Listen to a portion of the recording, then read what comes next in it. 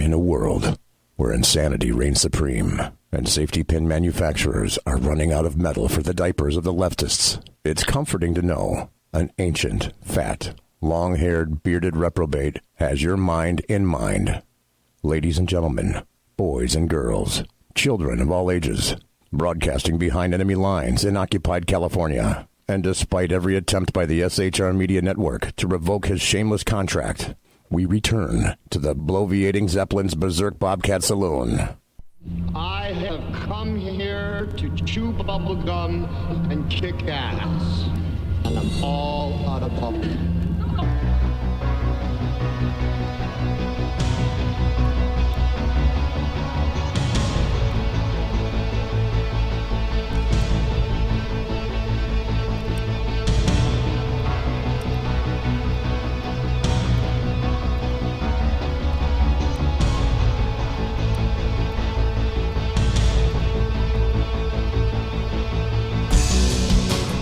Good morning, good day, good evening. It's Jack Alexander right here of the Jack Alexander Experiment. And I got to tell you this, ladies and gentlemen, boys and girls, children of all ages, welcome to the bloviating Zeppelin's Berserk Bobcat Saloon radio show, live and direct right here in the SHR Media Network. How the hell did I get here so quickly? Well, it's called airplanes. You got a belly up to the bar. We've kept your seat, and it's great to see you back. Tonight is Thursday. It is September 12th. 2019, the year of our Lord. You got a belly up to the bar. We've kept your seat. It's great to see you back. Tonight, Snowball is going to be a bartender. He pulls with the best of them. And the lava lamp is, in fact, lighted. There it is. Let's see, that would be my right, your left, my right, your left. Right. And that means you can listen and chat at shrmedia.com. That's the only official chat room. Go right there, right now, quick like a bunny. SHRmedia.com. That's where the chat room lives. Now, if you want to watch the show, you can watch it on the SHR Media Facebook page, the SHR Media YouTube channel, and, that's right, we don't water our drinks just like we don't water our conversation. Politics, religion, crime, culture, economics, race, sex, science, law. We talk about it all right here at the Saloon. Nothing is sacred. The speech is free. But as Jack Alexander says, the booze is not. All we ask is that you flush the toilet. Please flush BZ's toilet, jiggle the handle, and don't forget to tip your waitress. And luckily, we have in the saloon BZ all night. So, BZ, welcome. BZ? Oh, man. That was classic. It's Jack! Jack, what are you doing on the phone? Pissing myself. No, you aren't. Come on. You don't do that. Okay, quick. I was gonna call up for a job interview, but that was funnier than the Democrat debate that I just watched. Oh, okay. Don't think that I don't have clips for that either. I would have to disabuse you immediately and quickly that I don't have at least one cut for that. I watched maybe 42.7 seconds of it, and I got my fill.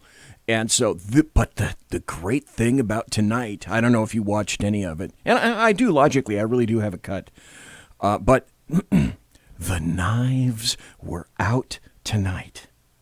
It was glorious. The knives were out, almost like the other one as well, or the other debates. But now it's down to kind of a manageable 10 people on the stage. But it was, I think it's going to continue to be a night of long knives every time these people get together. Right now they happen to be in Houston. And I'm sure they're having great temperate, hot, humid weather. So that's enough to put everybody in a great mood when they get up on that stage. Hey, welcome to the people in chat. Welcome to Simone and Mike. And hey, there's Jack in chat, Alaskan, and one viewer who will remain masked because we do not unmask people here in the saloon. And so Jack Alexander is live and direct from Oz. And I should have found this out before. Jack, how far away is where you live in Australia from the locus of evil on the entire left coast of the United Snakes of America, the Capitol building, the Bill Mill at 10th and L Street, where late at night you can hear the death knell of common sense and smell the odoriferous, horrific stench of sulfur and brimstone in miles? Or maybe if you're really good, how far is it in kilometers? And if you're the best, how far is it in cubits? Let's see, what is it, about a 16-hour flight direct from Melbourne to Los Angeles. So it's what is that like? It'd have to be like 10,000 miles or something. God, okay, that's farther than I can swim. That's for sure. Although, everyone keeps telling me, you know, I should just swim over. I mean, everyone else, that's born south of the border seems to just, swim into the country. Why don't I do it? And I said, well, yeah, there's a lot of, a lot of miles and a lot of big fish with big pointy teeth between here and there. Right, and the other thing is that if you cross the Rio Grande in certain places, you run the horrific risk of getting your ankles moist. So we can't have that. Oh, my God. So anyway, welcome to everybody in chat, and welcome to Jack of the Jack Alexander Experiment. You have your own radio show, and I'm going to pimp you tonight. I'm going to pimp your ride. Well, actually, I'm going to pimp your website. You can find Jack Alexander at, I know, I hope everybody is sitting down right now, at jackalexanderexperiment.com, because his radio show is called the Jack Alexander Experiment. So you can find pretty much anything that you want to know about Jack or link to any of his shows at jackalexanderexperiment.com. You can go to the homepage. You can watch the show.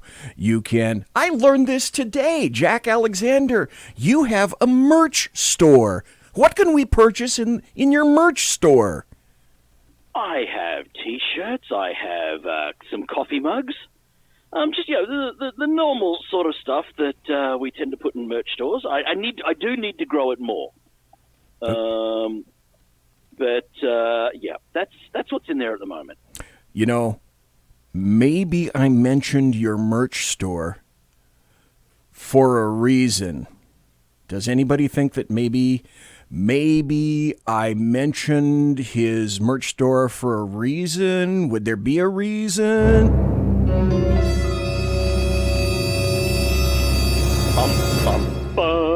Yeah.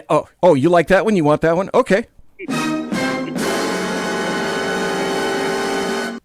There's a reason that I'm mentioning it. And for those of you on video who are watching on the SHR Media Facebook page or the SHR Media YouTube channel. Hey, if you go to the SHR Media YouTube channel, now I'm a terrible social media pimp, and I should start pimping my own show and SHR. So if you go to the SHR Media YouTube channel, make sure you click like and you follow us, and you, let's see, what's the other thing? You can click on notifications. So when the show gets up, and it'll send you a notification, it'll say the fat guy is on, the fat guy is on, the fat guy is on. And then you click on that, and then the fat guy is on. But the point of it was, if you're on video right now and you're watching, and I'm sorry for those of you in Spreaker that are listening right now that are maybe, I don't know, cleaning your parakeet cage or balancing your checkbook. Look, it's merch from BZ. Now I'm wearing a red. Let me describe this to you for those who are not watching on video. Well, let me see if I get this straight. It says, oh, my beard is covering it. You can't see crap. Well, probably you don't have a beard. But, folks, it says, and there's a picture of me, and I'm wearing a red shirt. It says, BZ doesn't abuse alcohol. He teaches it a fucking lesson. So, I am going to create my very own merch store, and it's going to be called the Zepworks, Zepwerx. As soon as I can figure out how to add that to my blog. And once it's up, though, I'm going to have a whole bunch of stupid stuff just like this, that if you want to give your favorite partner or the person you hate most in your life, similar, like a coffee mug or something like that. Hey, I already have a mug up there. Okay, I'm going to get my mug. I actually have one in the studio right here. I should have brought that originally. What, BZ, what were you not thinking? The answer was I wasn't thinking. At the break, I'll come back and do that. But I'm going to start throwing merch out there too. Why? Because I went to the Jack Alexander site and I saw, whoa, Jack has swag. Why can't I have swag? So I'm going to have swag. Thanks for the recommendation, Jack. Oh, look, I'm glad to be, perverting the or leading such a bad example. I know. To my fellow colleagues in the industry. Yeah, as Alaskan says, "G'day, Jack," and Alaskan says, "Howdy, Clyde." Clyde, by the way, is very quiet these days. Whiskey Dale is not here, so I can talk behind his back. Whiskey Dale gave me Clyde. He gave me the Bobcat. There's actually a Bobcat in the saloon, hence the Berserk Bobcat Saloon. Let's see. And we've got my greatest supporter, Wendy, watching us on Facebook as well. So, oh, great. Okay. Hello, Wendy. Okay, great. She's one of my greatest supporters outside of my family. Wendy is probably one of my biggest supporters. If she's in really good shape, that means she could be an athletic supporter. Tell Wendy to come on over. What? Tell Wendy to come on over into chat right here at shrmedia.com, and we will welcome her with open arms. And I did. I told everyone at the end of my show to make sure they came in and they joined us in the chat. Yeah. So, folks, if you're listening on the SHR Facebook page or the SHR YouTube channel, come on over, shrmedia.com. Chat's where it's at. It's not Chat. That was last night. It's the regular chat room, but it is the Saloon chat room. So come on over. Anyway, I'm just saying that, Jack, you were an inspiration to me completely. So if you want to go to jackalexanderexperiment.com, you can see his homepage. You can watch his show right there. You can go to his merch store. You can click on About Jack and find his long lesson in life.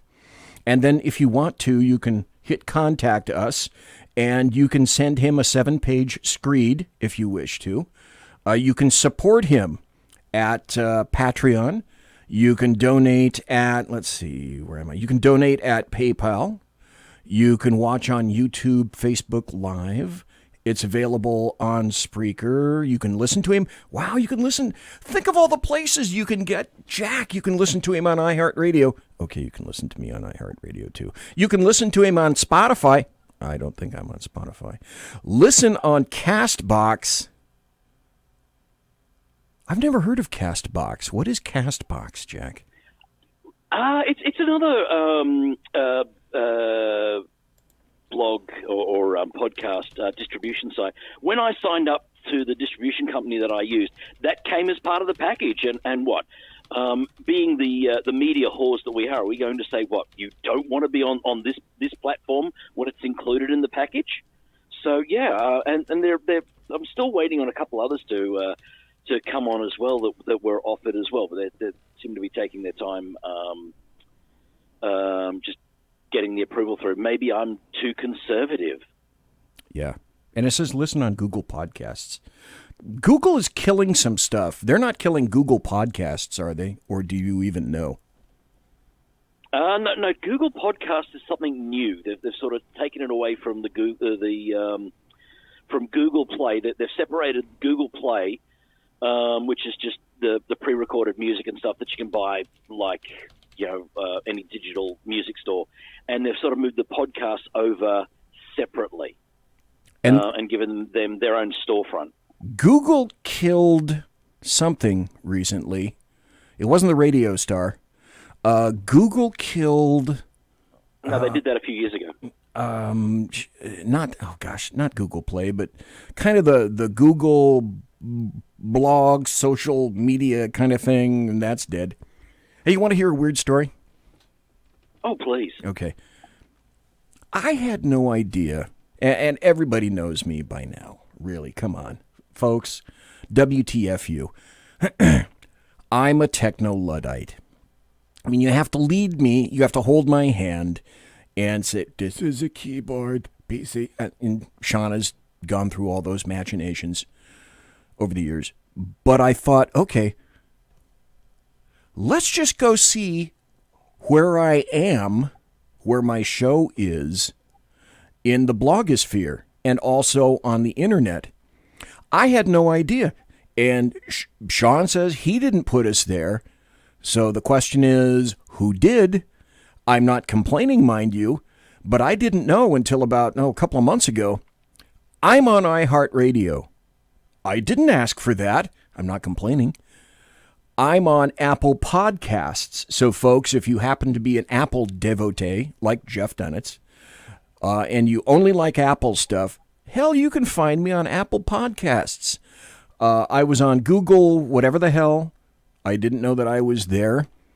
There was stuff. I found me on Periscope, of all places. I found me in the weirdest places, and I've talked this over already with Sean, and he says, although he could be lying, that he never applied and never put us there. So I'm sitting in the damn catbird seat. I'm probably speaking to 2 or 3 million people right now. Jack, you're right up there with me. You've got about, 1.7, 2 million people a show. So, oh, yeah. So to the millions and millions of people that are listening to us, and of course, Jack brought over his 2 mil, and with my 2 mil, that's 4 million people that are listening to us right now. So thank you. We've got more people listening to us than CNN. Oh, listen.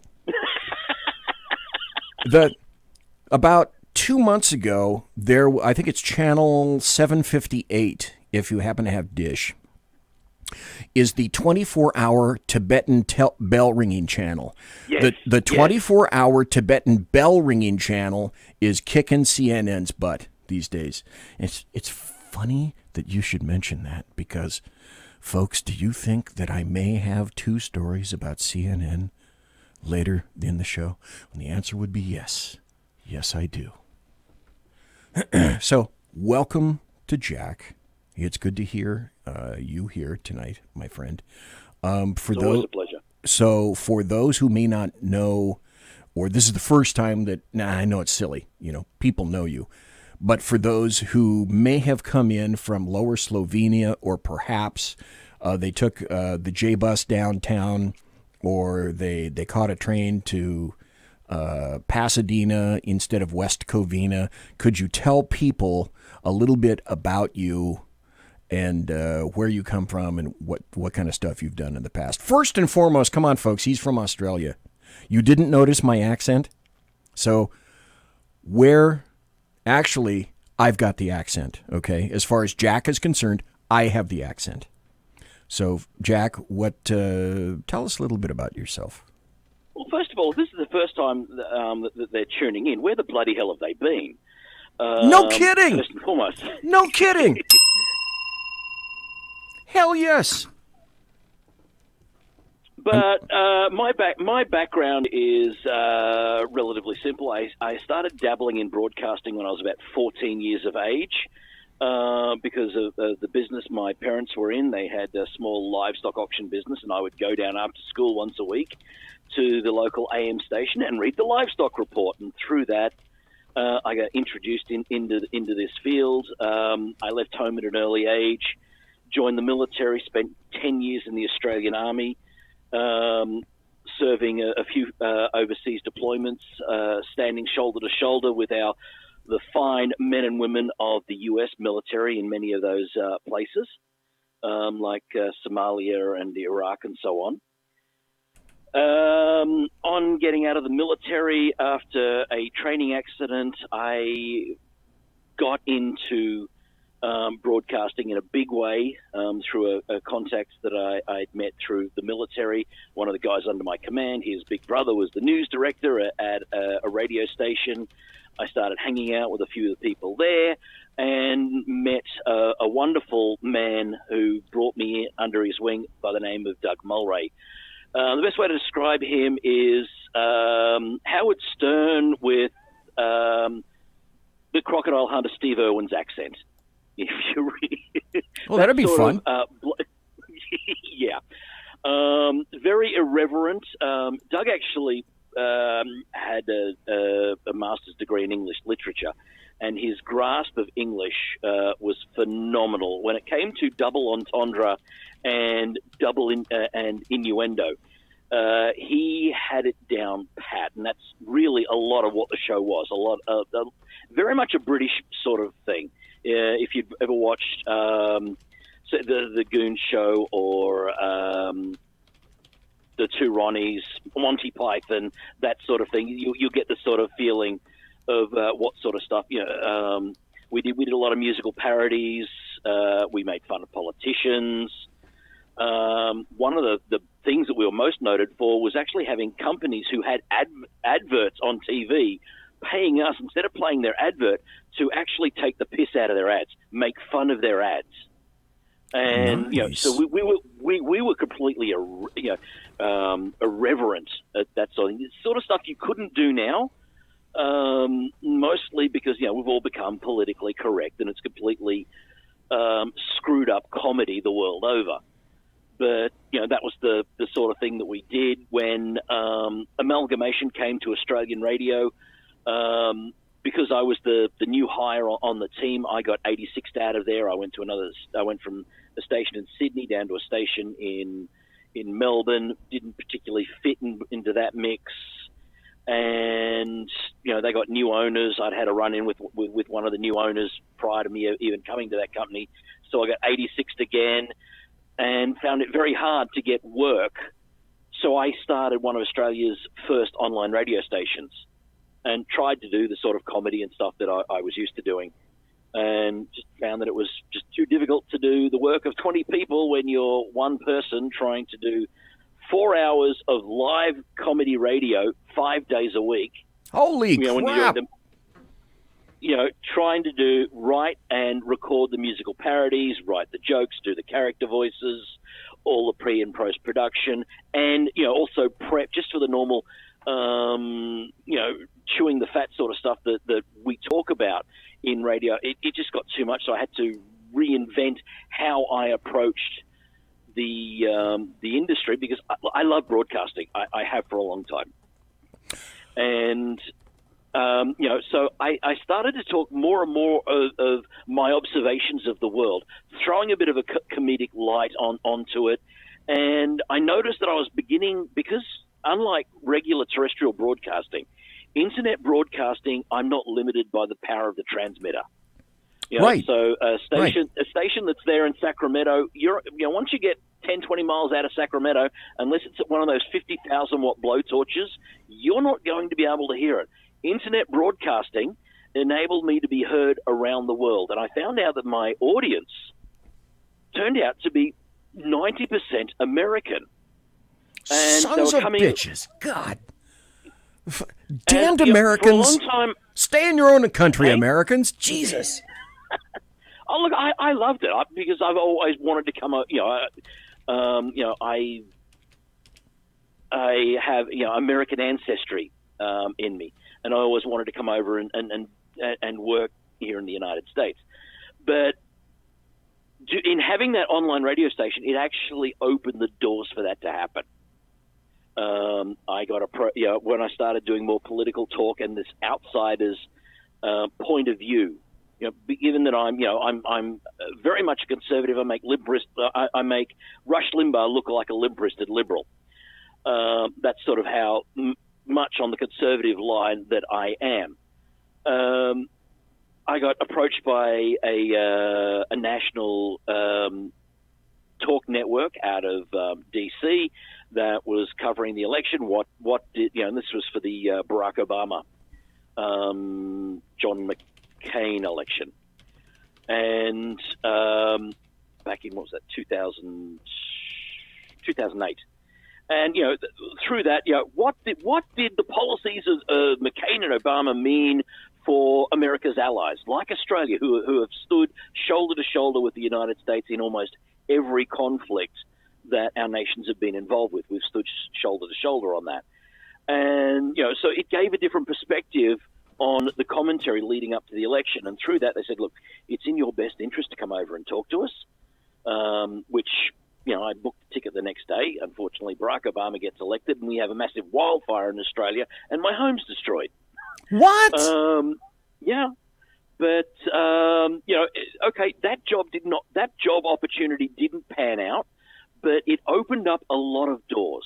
From that, that whole thing opened up the doors where I spent 7 years as the online producer and a contributor for America Tonight with Kate Delaney, which was syndicated on some 200 stations around the U.S., and Kate became an incredible mentor to me. We're still good friends to this day, and we hang crap on each other over my love of the Denver Broncos and hers of the Philadelphia Eagles.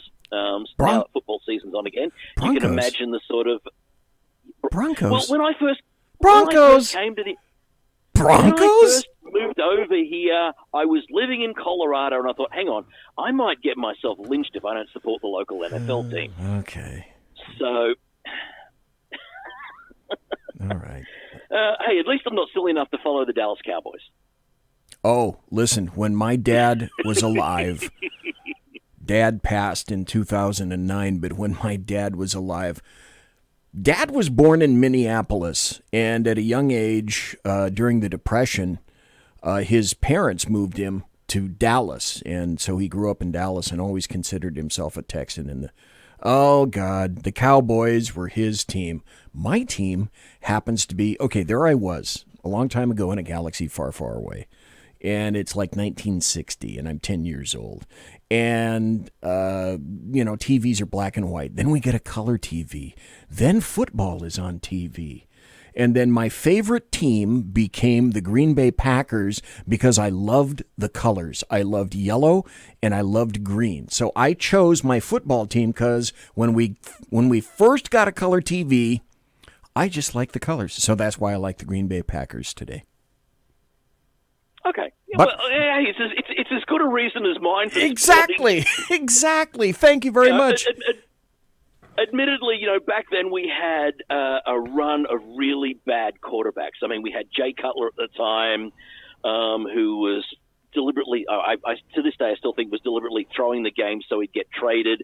Then we had Tim Tebow, and look, as much as I admire Tim Tebow for the work he did off the field, I'm sorry, Tim, you're being paid a crap ton of money to be a star quarterback on the field. When your outside activities, no matter how noble and generous they are impacting on that, you need to make a choice. So thankfully they got rid of Tebow, and we got the great Peyton Manning, who took us on to a Super Bowl to win that. And unfortunately, then certain members of the Broncos started taking a knee during the national anthem. Yeah. And I wrote John Elway a very stern letter, saying, look, I will refuse to support the team anymore if players who have benefited so much from the freedoms they have in the United States, if they're going to take a knee, I'm not going to support the team. And I got a chain letter back, thank you for supporting your Denver Broncos, blah, blah, blah, blah, blah. Yeah. And nothing addressed the concerns that I had there. And I barely watched any NFL since. But thankfully, where I bought a house in Texas, the local high school has a really good team. I've got Mid-State University has a team and an arena in Wichita Falls, so I can get my share of football there. And I'm still not devoid of football, American football, here in Australia, because there is a growing American football competition here in Australia. Really? And as it is, one of my alma maters has, one of the teams is associated with my alma mater, and so I can sort of get that college football fix that I was deprived of going to college because it's a very much different system here, but. I can sort of live vicariously that life now by going and supporting the Northern Raiders, and their the field where they play is is only about 45 minutes drive away, so it's not too bad. Okay, well, it's 8:30 on the left coast. Folks, thanks for being here for NFL Chat. That's it for the show. We got to go. So thanks for being here tonight, folks, and we appreciate your patronage. Jack, thanks for being here. No, come back after the break, okay? I'm serious. Come back after the break. I'm serious. Conservative media done right. Come back, folks. You're listening to the SHR Media Network. For 50 years, I've seen the American people blinded by corrupt politicians, a lapdog media, and deceptive Islam. The one thing the elites fear is one man with a cane. I'm Dave Milner. Join me through Spreaker, iTunes, and SoundCloud, through SHR Media and the Western Free Radio Network, for half a century of experienced perspective on political and social issues, weekly on The Unpleasant Blind Guy. And catch me on Jeff Mitchell's EDL Radio on blogtalkradio.com. There's no surrender, ever. Because truth is not always pleasant. It's your business diva here, Melanie Collette. I am inviting you to a front row seat as I discuss some of the most intriguing details of wealth and finance with today's movers and shakers in the world of business. Listen in and discover financial truths on a global, domestic, and household scale. Uncover topics that will impact your wallet today and in the future. Money Talk with Melanie airs Monday through Friday, 5 p.m. East, 2 p.m. West, right here on SHR Media and High Plains Pundit Talk Radio. You can't afford to miss it. From a public locker inside a dilapidated Long Island rail station comes a show designed to piss off liberals using truth, facts, and ridicule. The Lid Radio Show, featuring the conservative voice from the People's Republic of New York, the Lid himself, Jeff Dunitz. Tune in every Wednesday at 2 p.m. Eastern, 11 a.m. Pacific on the SHR Media Network. Go to shrmedia.com. At Lid Radio, we fight for the truth, justice, and a good kosher T-bone. If you don't listen, Hillary Clinton might sneak into your bedroom in her housecoat late at night and blame you for her election loss. It's the Lid Radio Show with Jeff Dunitz.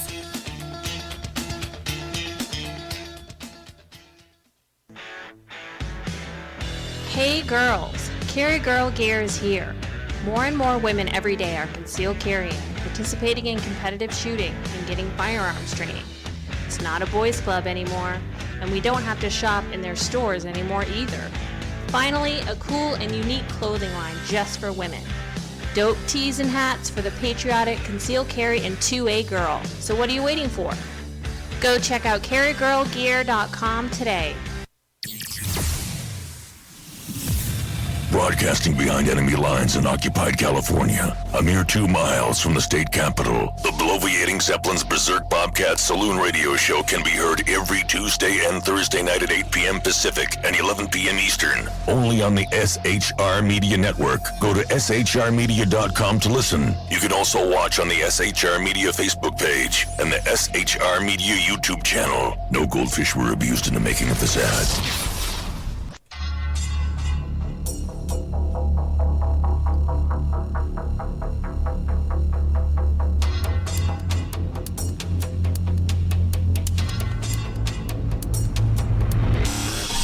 New show on the SHR Media Network, Sackheads Against Tyranny. On shrmedia.com. Go there quick like a bunny, 11 p.m. Eastern, 8 p.m. Pacific, every Wednesday. Live and direct on the SHR Media Network. shrmedia.com. Be there.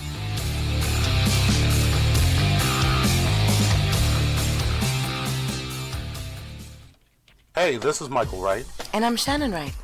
Join us for The Right Way with Shannon and Mike, Monday through Thursday from 7 to 9 a.m. right here on SHR Media. Why are they joining us? For fun things like sports, politics. Oh, maybe some news and entertainment? And all kinds of other things. Money and recipes and events, all kinds of stuff. Yeah, so join us Monday through Thursday, 7 to 9 a.m. here on shrmedia.com. Conservative media done right. You're listening to the SHR Media Network.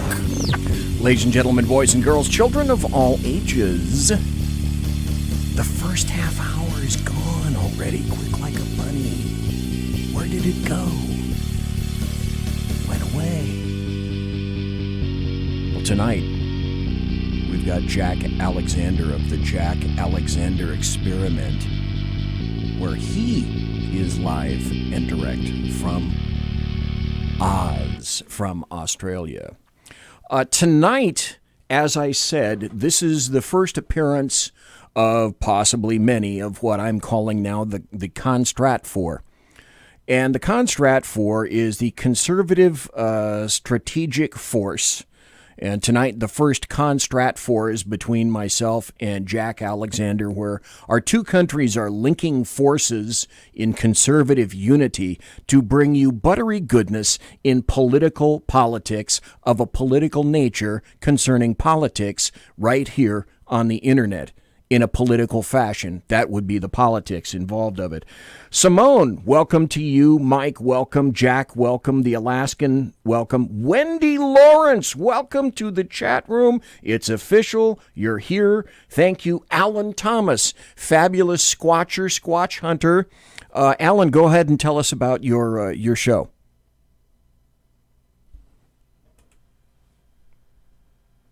Alan?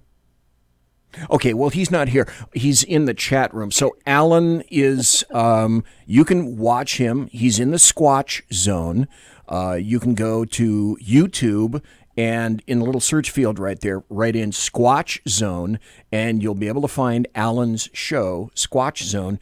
And now he has a drone, and I need to talk to Alan again because apparently the last time we chatted, some asshole ratted him out. And so he had to go sign up his drone. Now, folks, in the United States, Jack, I don't know what it's like in Australia, but now in the United States, if you buy a drone, and I was going to, because I thought, hey, having a drone, that could be really cool. Put a little camera on it and stuff. And now if you buy a drone, people rat your ass out if they happen to see a video from a drone. And then they report you, and pretty soon, I think the last I spoke to Alan, he said, the FAA is going to make you licensed for a drone.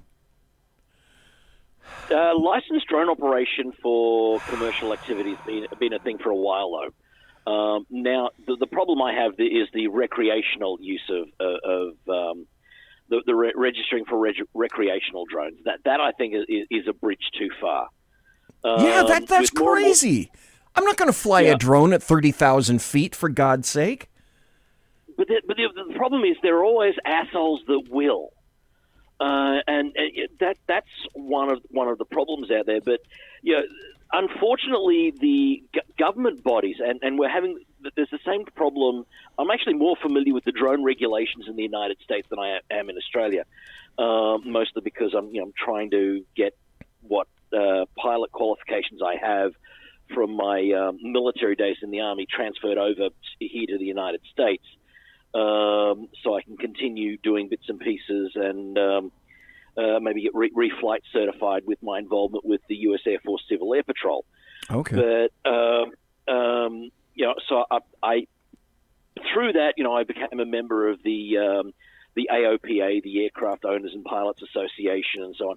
So I followed the whole drone thing along because I have a drone, but my drone is light enough that at this point, unless they've changed it just recently, my drone is light enough that I don't need to register it unless I am doing commercial activity with it.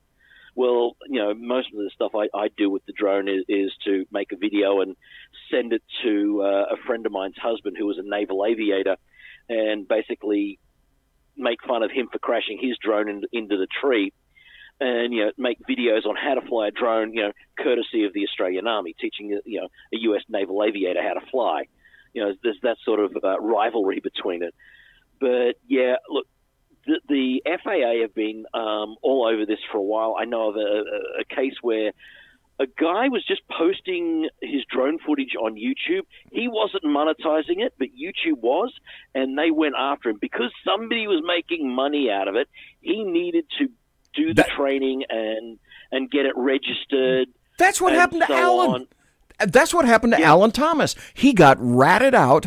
He made a very nice video, and you can go to Squatch Zone on YouTube and you can see his videos. But somebody saw his video somehow, and they ratted him out. I don't want a big drone. I just want a little drone. I don't want, something that's 3 feet big. I mean, Alan's drone had puppies. I wanted to have one. I just wanted to have a little small one. Alan set one aside for me until I found out, I got to license the damn pup now. I was going to buy one, and then I thought, what a hassle all that. You can't even have fun anymore. I just want a drone to see if I can fly one and not make it explode, and see if I can, look at the house or look at the mountains or something like that. No, they're killing fun. Buzzkill. They're buzzkillers. Yeah. And quite often I'll take my drone off with me to watch the local football team play, and I'll set it up at the off field, but pointing at the line of scrimmage with the camera, and then at the end of the game we'll download the footage from the drone with the coaches and stuff, and they love getting that sort of footage out of it. I'm not making anything out of it. I'm doing it to support the team, but it's a great way to. Just have a bit of fun with it. And, my kids have always loved, wanting to film themselves running around and being silly. I got, apart from 2 adult boys, I've got 2 elementary school age kids as well. And, they love, running around and smiling at it and, waving and everything else. Just, it's an excuse for them to get out of the house and run around and get a bit of exercise. So there we go. My hopes of having a drone dashed by the FAA. Thanks, buzzkillers. How heavy was it? I can't remember the name of it, but I saw, and I shouldn't say this because I'll puff up the dress of Facebook. There was a Facebook ad, and I saw this little sort of black-colored drone, and really the melanin count doesn't mean anything to me. It could have been white, it could have been black, but it was the size of this thing, and it looked appealing, and it wasn't $10,000, and there were some fairly decent reviews for it, and I thought, okay, I'll buy this thing. It's not very big. It folds up. You can put it in a little box or something and transport it. It looks like it's easily transportable. And then I found out all the crap that comes with it. Sounds like the DJI Mevo. No, I don't think it was DJI. Well, you know what? It might have been. What's a really big, popular drone that you can think of? Anything from DJI. Is it DJI? Your Mavic. That's that. Okay. Early ones. There we go. In chat, Alan just told me Alan has a Mavic Pro.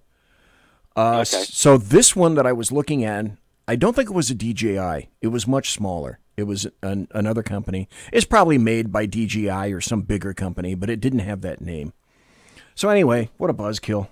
I'm not going to get a drone. What I will do is, like I said, in Constrat 4, we are going to laugh at leftists tonight. And the social media promos were me and Jack are going to shred and skewer leftists. Well, what better place to start than work that Bernie tonight. has done on this, and of course, we owe a debt of gratitude to President Barack Obama. Of course, I also work for President Obama, Vice President Biden, and I know that the problem with your plan is that it leaves 10. You know what? I got to tell you, I'm looking at the video right now. I don't even know who this guy is. I don't identify his voice. I don't know if anybody else does. Jack, maybe you do. I don't. So I couldn't care less about this guy. But now he's talking about what a great friend he is of Obama. Come on, dude. Go ahead. Million people uncovered. Now, on the last debate in Detroit, you said that wasn't true. When Senator Harris brought that up, there was a fact check of that. They said that was true. I grew up with a grandmother who had type 2 diabetes, and I watched her condition get worse and worse. But that whole time, she had Medicare. Is this guy trying to say that Joe Biden has diabetes? I want every single American family to have a strong Medicare plan available. If they choose to hold on to strong, solid private health insurance, I believe they should be able to do that. But the difference between what I support and what you support, Vice President Biden, is that you require them to opt in. And I would not require them to opt in. They would automatically be enrolled. They wouldn't have to buy in. That's a big difference because Barack Obama's vision was not to leave 10 million people uncovered. He wanted every single person in this country covered. My plan would do that. Your plan would not. They do not have to buy in. They do not have to buy in. You just said that. You just said that 2 minutes ago. You just said 2 minutes ago that they would have to buy in. You said they would have to buy in. If you qualify, are you forgetting what you said 2 minutes ago? Are you forgetting already what you said just 2 minutes ago?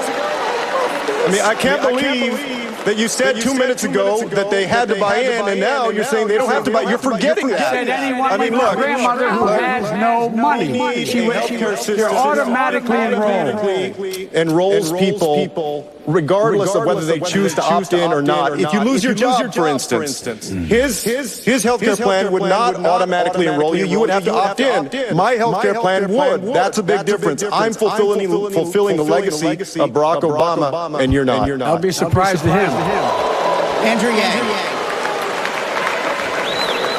This is why presidential debates are becoming unwatchable. This reminds everybody of what they cannot stand about Washington. Scoring points against each other, poking it. Oh, there's the great guy, Pete Buttigieg, who's all kumbaya over the Democrats. I love it when they slaughter the crap out of each other. Anyway, that's all I'm going to play tonight from the Democrat debates. Man, yeah. I actually that bit must have been playing while I was still finishing my show. Because the debate started an hour. I still had an hour left on my show, so I only caught up about the last 2 hours of it. And then to make it watchable, I watched the Stephen Crowder take on it to make it at least make it entertaining. But yeah, and another part of it, they were really, they're all fawning over Pete Buttigieg's, or Pete takes it up the butt a bit, and his military service. Yeah, what a guy. I looked into his military service. He was Naval Reserve. Yes, he was deployed to the Sandbox in Naval Intelligence, where he spent the tour as the driver for the CO. So as someone that has served in the military, as someone who's had a 10-year career in the military, who gets assigned to the driver? Usually the gays that nobody feels comfortable being around, or someone that is a complete clusterfuck at their job. I pretty much can guarantee that Pete Buttigieg qualified on both counts. Well, these are the people. Okay, what do we do with this guy Pete? Well, he can't walk and chew gum at the same time. Who does he have the best chance of killing? Oh, let's put him as driver for the CO. Yeah, that's a great thing. That's what we ought to do. Hey, folks, just for a moment, I got to tell you this. This is, in fact... It's time for happy stories and good times. This is a happy story. Now, remember, Jack, you may remember this as well. 2 nights ago, it was either, my memory's gone. It was either last night or night before. There was that, it was Tuesday night when I had David Blackwelder on from North Carolina. There was a special election in North Carolina, and the Democrats were saying, this is big. This is huge, because if for whatever reason anything goes awry for the Republicans, it will prove conclusively, without a doubt, that Donald John Trump, OMB, is on his way out. Guess what, folks? Okay, for the special election, here are the live results for the North Carolina elections. So, voters in the North Carolina's 9th congressional district voted. And let's see. Here's the results. U.S. House, North Carolina, 9th congressional district. Dan Bishop, the GOP guy, won with 50% of the vote, 50.7. The Democrat lost. And the second for the U.S. House, North Carolina, 3rd congressional district, Greg Murphy, the GOP dude, won at 61%, and the Democrat lost at 37.5%. So, Democrats, take all that stuff and blow it up your butt. Because Trump is not on his way out. I'm sorry, he's not on his way out. Jack, is OMB on his way out, do you think? Oh, hell no. I mean,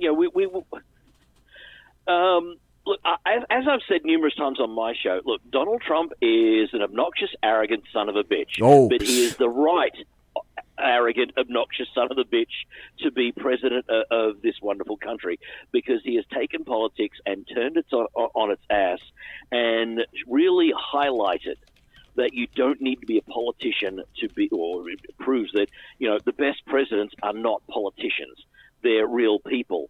And, that's really, and I love that he's brash, obnoxious, and arrogant.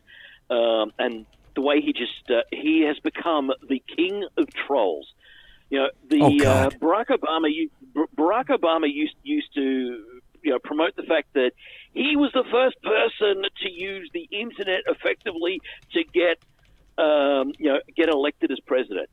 And Donald Trump comes along and slaps me out, sit down, Junior, let me show you how it's really done.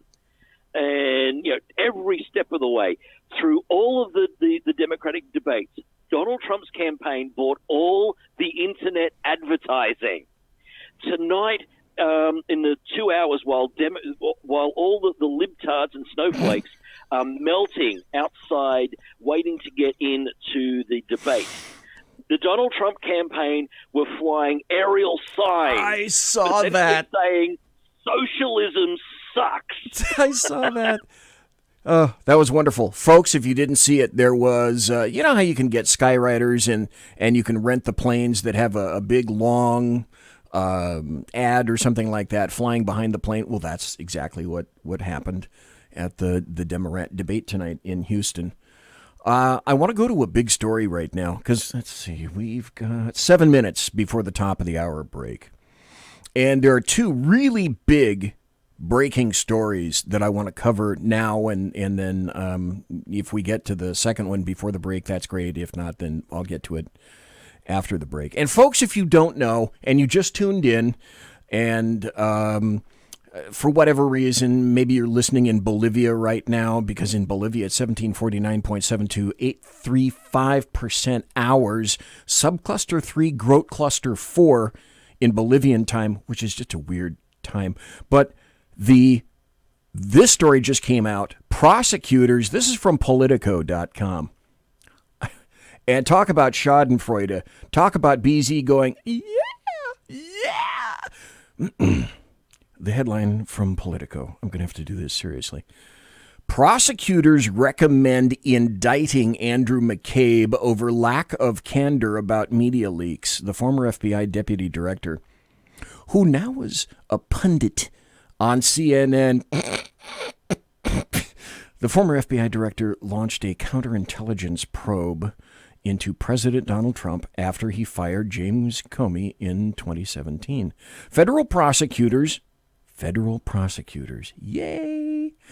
Federal prosecutors have recommended indicting former FBI Deputy Director Andrew McCabe, and that recommendation, by the way, folks, came from the Inspector General report, if I'm not mistaken. And after reviewing Andrew McCabe's information over his alleged lack of candor during an internal watchdog probe in 2017, so somebody said who was familiar with the matter, it's still not clear what specific charges prosecutors have recommended be brought against McCabe, who was fired in March of 2018 after the Justice Department's Inspector General, as I indicated, concluded that McCabe had leaked information to the media without permission. Oh, that's right. The same media that is paying him right now at CNN. And then he made false or misleading statements to officials. What officials? Oh, that's right. FBI officials who will throw you in prison for doing that exact same thing, yet Andrew McCabe is breathing free air today. McCabe's legal team had asked the Justice Department to overrule prosecutors' recommendations, but were rebuffed, the person said. Jack Alexander, Andrew McCabe, might he wear an orange jumper, do you think? Oh, look, I certainly hope so, but I certainly hope he's the first of many. He is one person that's leaked information, what's it on the Record Keeping Act? The unauthorized dissemination of information. It was one of the many felonies that was also listed against Hillary Clinton. Right. When it took 5 minutes to read out the number of felonies that she'd committed with that email server. So they really need to get this guy wearing the arrowed jumpsuit and getting a new flatmate by the name of Bubba, right, and get him into general population, and so that it starts sending the message to bureaucrats out there, and I don't care what side of the political divide they fall on, if you break the law, you are going to meet justice. You go to the pokey. Everybody else does. Yeah, and we've really got to start showing not just America but the world that your actions, whether you're a Democrat or liberal, whatever you want to self-describe yourself as, your illegal actions will have consequences, and it's time to start enforcing these laws. So yes, jailing McCabe, and I think he's going to have a hard time beating this rap. He'll probably get a lenient sentence out of it, but he will have a hard time beating the rap. And hopefully then they can really start opening the floodgates and start putting these people away. Yes, this is what I've said exactly, Jack Alexander. This is what I've said. All it takes is one person, because you work these guys just like the feds work criminals, and that is you threaten somebody with putting them in the prison, because orange, after all, is the new black, and then you get somebody to roll, and then somebody rolls on somebody else, and then after a while, people are scrambling like assholes trying to make deals all over the place. Put one of these guys away, and then I think you'll see a lot of people scrabbling for deals, including, I hope, Jimmy the Leak Comey. Love it. Yeah, I mean, he was essentially given a smack on the back of the wrist by a feather rather than slapped into the cuffs that he so rightly deserves. All we need is just that one person to go away, or the threat of serious time, and I think you'll see the floodgates actually begin to open. I'm kind of surprised at this Politico story, because Politico is not moderate. They lean left. It kind of depends on who you get to and who you read, but they're not moderate to slightly right at all.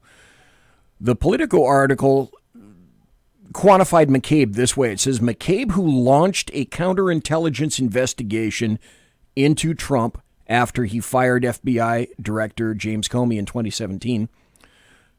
I'm shocked Politico even wrote that. Said in an interview earlier this year that he believed his firing over a lack of candor was a perfect way to undermine my ability to, provide testimony against the president. Once again, like all these other leftists, it's all about them, and it's about nobody else. We got to take a break. We're talking to Jack Alexander of the Jack Alexander Experiment. He's speaking to us from down under, and we'll be right back after this. Conservative media done right. You're listening to the SHR Media Network. Hey, this is Michael Wright. And I'm Shannon Wright. Join us for The Right Way with Shannon and Mike, Monday through Thursday, from 7 to 9 a.m., right here on SHR Media. Why are they joining us? For fun things like sports, politics, Oh, maybe some news and entertainment? And all kinds of other things. Money and recipes and events, all kinds of stuff. Yeah, so join us Monday through Thursday, 7 to 9 a.m. here on SHRmedia.com.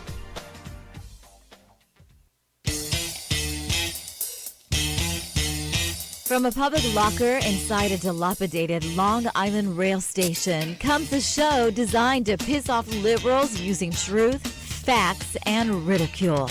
The Lid Radio Show, featuring the conservative voice from the People's Republic of New York, the Lid himself, Jeff Dunitz. Tune in every Wednesday at 2 p.m. Eastern, 11 a.m. Pacific on the SHR Media Network. Go to shrmedia.com. At Lid Radio, we fight for the truth, justice, and a good kosher T-bone. If you don't listen, Hillary Clinton might sneak into your bedroom in her housecoat late at night and blame you for her election loss. It's the Lid Radio Show with Jeff Dunitz.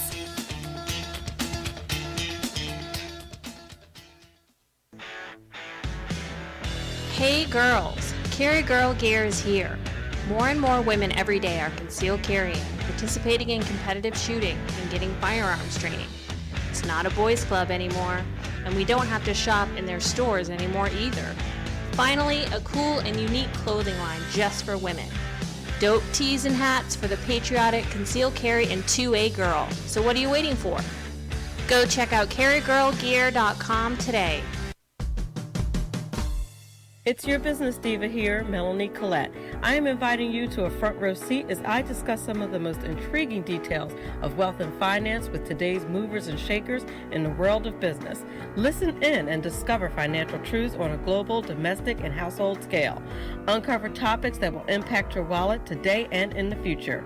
Money Talk with Melanie airs Monday through Friday, 5 p.m. East, 2 p.m. West, right here on SHR Media and High Plains Pundit Talk Radio. You can't afford to miss it.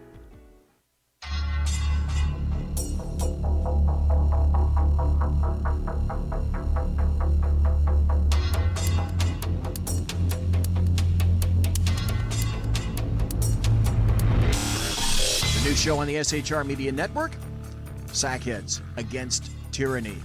On shrmedia.com. Go there quick like a bunny, 11 p.m. Eastern, 8 p.m. Pacific, every Wednesday. Live and direct on the SHR Media Network. shrmedia.com. Be there.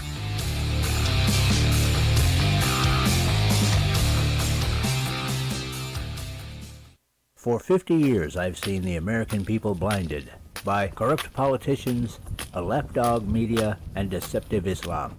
The one thing the elites fear is one man with a cane. I'm Dave Milner. Join me through Spreaker, iTunes, and SoundCloud, through SHR Media and the Western Free Radio Network, for half a century of experienced perspective on political and social issues, weekly on The Unpleasant Blind Guy. And catch me on Jeff Mitchell's EDL Radio on blogtalkradio.com. There's no surrender, ever. Because truth is not always pleasant. Broadcasting behind enemy lines in occupied California, a mere 2 miles from the state capitol, the bloviating Zeppelin's Berserk Bobcat Saloon radio show can be heard every Tuesday and Thursday night at 8 p.m. Pacific and 11 p.m. Eastern, only on the SHR Media Network. Go to shrmedia.com to listen. You can also watch on the SHR Media Facebook page and the SHR Media YouTube channel. No goldfish were abused in the making of this ad. Conservative media done right. You're listening to the SHR Media Network. The fastest 2 hours in radio. Not really. Oh, but, well, for me it is. I am BZ. I'm the Bloviating Zeppelin. You're listening to the Bloviating Zeppelin's Berserk Bobcat Saloon radio show, where I am broadcasting behind enemy lines in occupied California. That's with a K.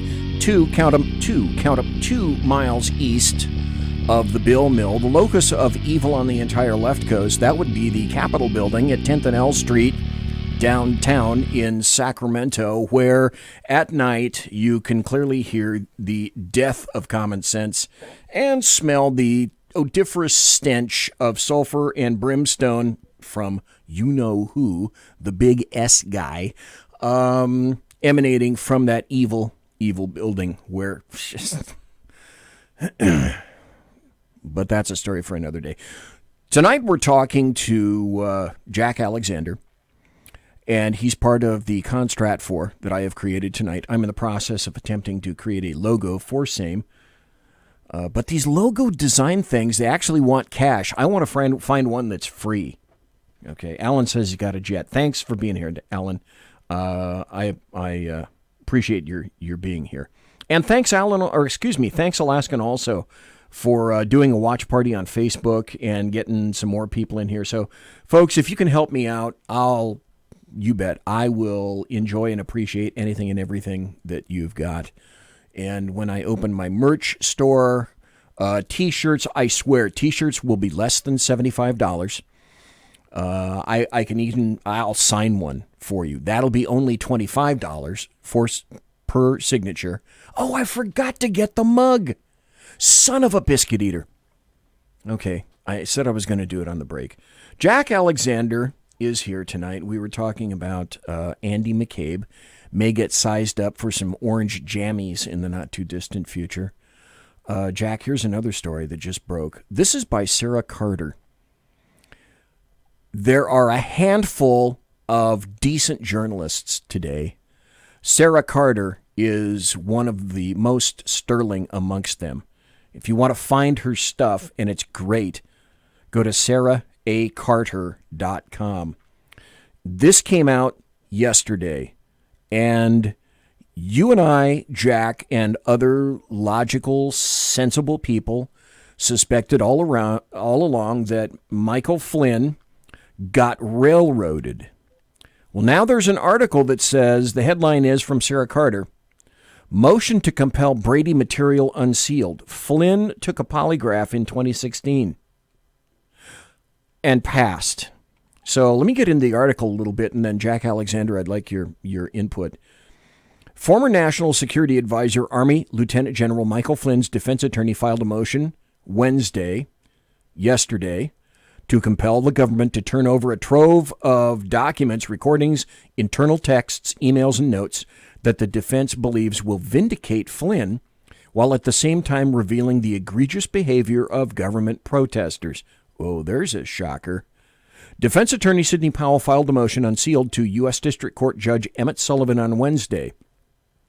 Now, Emmett Sullivan is not, by the way, if you remember, is not a big fan of the U.S. government, and allowed some things to continue, but kind of slammed the U.S. government upside of the head on a number of cases, saying that you're not playing fair and you're not playing by the rules. So that's a good thing in my estimation that it went to Sullivan. The motion was originally filed on August 30th and is requesting the court compel the government to deliver the Brady material pursuant to the court's scheduling order yesterday. This is the interesting part. The motion also reveals Flynn took a polygraph in 2016, passed the exam, and had his security clearance renewed despite former Director National DNI, the Director of National Intelligence, James Clapper, despite his refusal to assist in the investigation or renewal process for Flynn's clearance. So if you remember, James Comey, and he said this specifically, sent agents into the White House knowing that there was confusion in the Trump White House at the beginning of his first month in order to get some goods on people. One of them was Michael Flynn. And the FBI agents went in and spoke to Flynn, and the impression was that this is off the record. The FBI agents, by the way, said that they believed that he was telling the truth, yet Flynn was gone after for lying to the FBI. Now we find out that Flynn took a polygraph in 2016, passed it, and got his security clearance back. Any thoughts on that egregious crap, Jack Alexander? There is so... I'm wondering how these cases actually managed to get it into court, given the brief... Look, I'm not trained in law enforcement like you are, to investigate scenes and so on, and, analyze to some extent, but this is... the clear violations of procedure and, how the tainting of evidence that has gone on with all of this. The investigations have been so far outside of the realm. I'm wondering why judges haven't turned around and said, why is Michael Flynn here? This has nothing to do with the core of the investigation that is bringing this here. So why is this before me? I'm wondering. The sooner that this gets thrown out, the better. I mean, look, not that I didn't think polygraphs were actually permissible under law still, because they are relatively easily beaten if you know how. Well, yes, and I do know how, and I bet you do too. I'm not going to tell anybody. I was given a polygraph and a CVSA. The CVSA thing is a different topic for a different time. That's a computerized voice stress analyst or analysis, in case you didn't know what a CVSA was. But people in intelligence agencies are given periodic polygraphs just because. But I want to go back to the original allegation here in terms of Mike Flynn, because the article mentions Brady material. And if you're not familiar with the law or whatnot, and the reason, here's why, Jack Alexander, you're asking that question, because I believe these judges, including the FISA judge to whom the dossier application was made by the FBI, they were given half-truths and they were not provided with exculpatory material. Brady material, or a Brady disclosure, is exactly that. A Brady disclosure consists of exculpatory material or impeaching evidence or information that is important and material to somebody's guilt or innocence. That's what these judges aren't getting. And that is purposeful.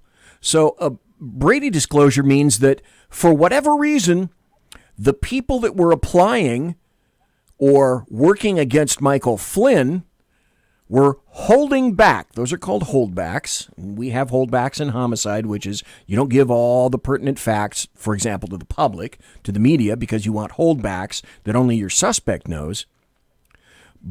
But these judges were not provided with exculpatory material, and we're finding out that one of those pieces of exculpatory material regarding Lieutenant General Michael Flynn is his passing the polygraph. So it's like, okay, what else are you not telling us? The other part of that, Jack Alexander, is if you're a FISA judge, and I would expect some of the other judges, would you necessarily want to have it public that you were bamboozled by these people, especially in terms of a FISA court, because I know people that have dealt with them before. FISA. If I was the FISA court judge, I would have had contempt of court charges brought up against. So pissed because you lied to me. You didn't indicate that the DNC purchased this material that went into the dossier. The FBI helped to purchase that material that went into the dossier. Little, if any, of it is actually true or even provable or even meritorious. The FBI went in its affidavit with a Yahoo News article. Furthermore, in terms of FISA, you have to go back and reapply every 90 days. So they didn't just do this once. They did it multiple times every 90 days because there's an expiration. You have to go back and reapply. There's a process, etc. So I like I said, I think we're on the cusp of having an individual or perhaps a series of individuals roll, and then all this GERP is going to come out. We can only hope. Having watched this from the periphery, and just seeing the way that due process has been just completely thrown out, like the baby with the bathwater, just out of absolute spite. Now, look, it doesn't matter whether you don't like Donald Trump or not. Everyone is so pissed at Donald Trump for winning an election so heavily rigged against him. They just cannot believe that Hillary Clinton lost. So they're clutching at straws every which way out there. And obviously somebody in the DNC or in Hillary's camp must have seriously thought that Donald Trump was a risk to actually start this ball rolling before the election. So I don't think they could have come up with this, it's obvious that this was in the pipeline beforehand as a get-out-of-jail-free card or something. They were sort of hoping, well, okay, even if he does win, we can just dump this, he'll get impeached, and, no one will question it, and Hillary will still be president. To try and, even though technically Mike Pence would have become president, but they still have this idea. They've still got this ludicrous idea that for Trump to win in a fixed election, he must have cheated. Yet all the cheating has firmly been documented has happened on the behalf of the Democrats. Yes, and here's the other aspect. If Hillary Clinton had been installed as president, we would have discovered none, zip, zero, Z, none of this, the null set, none of this would be exposed at all. Well, here's another story, and you mentioned impeachment, so I think that's a perfect time to move over there. But I want to go into one more. It's time for happy stories and good times. And let's listen to this. If I can bring this up. Okay, now that's an article or a commercial. This just came out, and I'm looking at, let's see, what is this? NBC News. Supreme Court allows Trump administration to enforce toughest restriction yet on asylum requests. But of course, NBC had to mention in there a lawsuit to stop the new policy is still working its way through the lower courts because we can't give any kind of props whatsoever to highest court Trump. Giving the Trump administration permission to enforce its toughest restriction yet on asylum seekers, even though that policy is still being challenged in lower courts. Right. The decision allows the government to deny asylum requests from migrants at the southern border who have traveled through Mexico or another country without seeking protection in that other country first. The move is expected to severely cut down on the number of immigrants from Honduras, Guatemala, and El Salvador who can request asylum in the U.S. The president claiming victory overnight, tweeting, "Big United States Supreme Court win for the border and asylum." Yeah, I'd call that a win. So that's a happy story. But you mentioned impeachment, Jack Alexander. And the House Democrats decided now that they are going to move on the Trump impeachment. And so the Republicans are basically saying there's a gigantic Instagram filter hiding that sort of disarray. But this is very interesting. This used to be my Congress critter. And they moved the boundaries on me, which is what they do in the United States if you're a Republican. And I live in a very red area up in the mountains. So I guess they didn't want to have Representative Tom McClintock be my Congress critter anymore. But my former Congress critter, and he would still be my Congress critter by about 10 feet now, Tom McClintock said this to the Judiciary Committee. And I thought, oh, Tom, I should be hearing a lot more of this from you. Recognition. I'll just strike the last word. Gentleman's recognized.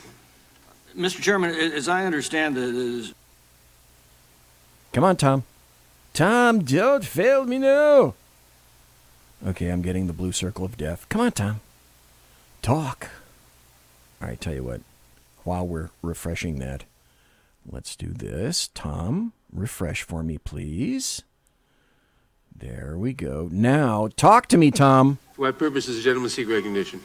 To strike the last word. Gentleman's recognized. Mr. Chairman, as I understand the chair's opening comments, it was in essence, since the rules are silent, that gives us the ability to make them up as we go along. Well, no, when the rules are silent, precedent governs. And the precedence is clear, as my colleague from Arizona pointed out. In the 206 years that this committee has sat, it has never conducted an impeachment proceeding without first being authorized to do so by a vote of the full House. And that's because the power of impeachment belongs to the whole House, and the whole House has not delegated that power to any of its committees. It must first make that delegation, and to this date it has not. Committees are creatures of the House. Their only powers are those that are delegated by the House. Committees can't freelance. If the majority wants to exercise the House's power of impeachment, all you've got to do is ask the House to do so. All you have to do is ask the House that it direct and authorize this committee to conduct an impeachment inquiry. That's all you have to do. Resolve that the House authorizes the Judiciary Committee to conduct an inquiry into the impeachment of the president. It's that simple. I dare you to do it. There we go. In fact, I double dog dare you to do it. Have the House vote on those 18 words and then go at it. Why won't you do that? It's because you want to give the illusion of impeachment without the reality of it. Yes. You're duping that portion of your base that is clamoring for impeachment into thinking you are when you aren't. Yes! Some Democrats can tell their constituencies they're conducting an impeachment inquiry, while others can tell their constituencies that they aren't. You can have your impeachment and deny it too. That's why you won't pass that resolution. If this president is guilty of such heinous crimes as you have irresponsibly charged, why are you so reluctant to impeach him? Just do it! If you can actually prove these accusations, well, as Joseph Welch once said, why won't you do so before the sun goes down? You won't do so because you can't. And if you want to know what an abuse of power truly looks like, it looks like what's unfolding right. Thank you, Tom McClintock. Jack? Yeah, I'm still trying to work out how can you obstruct justice when no crime was committed? That's the question that I'm still struggling with all of this. Well, you can. They keep saying, "Oh, okay." Politically, you can make any allegation. You can make any allegation you want. You can allege anything. You can sue anyone for anything. But the devil's in the details, and the details are, how do you make it stick? The other aspect is, after it goes out of the House, they've been crowing about this for literally years. Maxine A6 intruder mouth Waters has been saying impeach, impeach, impeach. Well, shut the hell up and do it. Just do it. They can't even do it. They can't even unify enough to get the entire House to say, yeah, OMB, he's got to be out of here. Then they got to get it through where? The Senate. But they can't even get it through the House. They own the House. And this is where I'm a little bit disappointed with Rudy Giuliani. I mean, it was such a distinguished legal career. This is obviously just an attempt to use the legal system to harass a citizen. Whether it's the elected president or not, it's irrelevant. If this sort of harassment went on against any other person, the defense lawyer would be up there. Look, this is unfair harassment. The charges that keep changing whenever we keep proving that the original allegations were incorrect, they come up with new ones and new ones and new ones and new ones and new ones. Keeps going on and on and on. At some point, why hasn't Giuliani put a motion before a court to say the harassment, if you've got actual bona fide charges, list the indictment or shut the hell up. That's why. And Tom McClintock, folks probably don't know much about Tom, but I've followed him. I've contributed to a whole bunch of stuff. I've sent him money. I don't send money anymore to the Republicans. I target my cash now because I've learned a very important lesson after having the GOP grow absolutely no spines, and they kicked me to the curb, so I decided that I was going to kick them to the curb. So I target specific individuals with cash, and Tom McClintock has been one of them. So Tom McClintock, I've discovered, is someone who doesn't speak unless he knows that he's in the right. He doesn't bluff, and that's one of the things that I absolutely admire about him. And if Tom McClintock threw down the gauntlet. I don't know of a larger gauntlet that he could have hurled other than that. And so he was certainly throwing it back at them, and he does make an interesting point that they don't have the authority to start this. And again, I think that's another case where Rudy Giuliani is letting down the president by not, using that same legal system to turn around and say, look, they're running this investigation, and they are not chartered or authorized to do so. This has to stop. Yeah, I'm trying to find it right now. I thought I had it listed up here, but apparently I don't. When I come back after the break, two things. I'm going to bring my mug here so that folks can see what the BZ mug looks like. And then in terms of, Alaskan made a really good point in chat. And he said, OMB's crime is that he beat Hillary. And I've said for a long time is that even now in 2019 and certainly in 2020, the Democrats, have not even transmogrified. They haven't even moved from November 8th, 2016 to November 9th, 2016. They're still back on November 8th. Well, there was... Yeah, and I think a lot of that has to do with, they absolutely needed Hillary Clinton to be elected president to hide the corruption under some sort of presidential orders, like Obama did with a lot of his college transcripts and his birth certificate and so on. If Hillary had become president, the whole Epstein thing would never have happened. And now because of that, not only is the United States looking at the people that are associated with Jeffrey Epstein and his, miracle suicide, foreign countries are also doing it as well, because leaders of many of the world, that follow the same political vein as the Democrat Party, that they're all now trying to distance themselves any way, shape, or form. Prince Andrew from Great Britain is a great example of that. Oh, boy. There are photos of him with a woman that has alleged that, she was forced to do things with the prince while a minor. And there's photographic evidence that they were there, of them together with Epstein. So there's, now more and more countries are saying, well, hang on, we can't let, the U.S. might have made this guy magically disappear, but we can't let this go. And I know there's a lot of legal challenges making their way through the international courts at the moment that are pushing. If the U.S. is not going to prosecute, continue the investigation into Epstein, to turn over the evidence so that we can prosecute these other people. And, it's going to be a big international law shit fight, because the U.S. has not been known for following international law. But actually, while we do touch on international law, I find it funny that the courts have sided with, just going back to the win that Donald Trump had with the immigration courts. The ruling they gave over the asylum seekers actually falls in line with UN law when it comes to asylum seekers. Under the UN Charter, they are supposed to seek to be regarded as genuine asylum seekers, to apply in the first safe harbor. Mexico has applied that, Mexico being the safe harbor.